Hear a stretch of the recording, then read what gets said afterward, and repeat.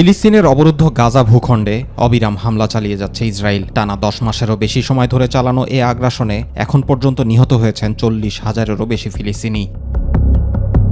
Israeli এ হামলায় নিহতদের মধ্যে শিশুর সংখ্যাই 16,400 জনের বেশি, এমনই ভয়াবহ তথ্য জানিয়েছে গাজার সরকারি মিডিয়া অফিস। এদিকে গত বছরের 7ই অক্টোবর থেকে গাজা উপত্যকায় ইসরায়েলি হামলায় অন্তত 16,480 ফিলিস্তিনি শিশু নিহত হয়েছে বলে জানিয়েছে স্থানীয় কর্তৃপক্ষ।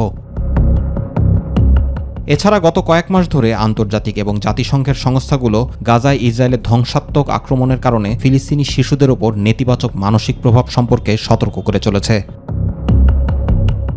অপরদিকে ফিলিস্তিনের অবরুদ্ধ গাজা ভূখণ্ডে 24 ঘণ্টায় ইসরায়েলি হামলায় আরও 35 ফিলিস্তিনি নিহত হয়েছেন। এতে করে উপত্যকাটিতে নিহতের মোট সংখ্যা বেড়ে দাঁড়িয়েছে 40,139 জনে। এছাড়া আহত হয়েছেন 92,000-এরও বেশি ফিলিস্তিনি। উল্লেখ্য, গত 7ই অক্টোবর হামাসের নজিরবিহীন আন্তঃসীমান্ত হামলার পর থেকে ইসরায়েল গাজা উপত্যকায় অবিরাম বিমান ও স্থল হামলা চালিয়ে যাচ্ছে। ইসরায়েলি এ হামলায় হাসপাতাল, স্কুল, শরণার্থী শিবির, মসজিদ, গির্জাসহ হাজার হাজার ভবন ক্ষতিগ্রস্ত বা ধ্বংস হয়ে গেছে। জুবায়ের রহমান, মাই টিভি নিউজ।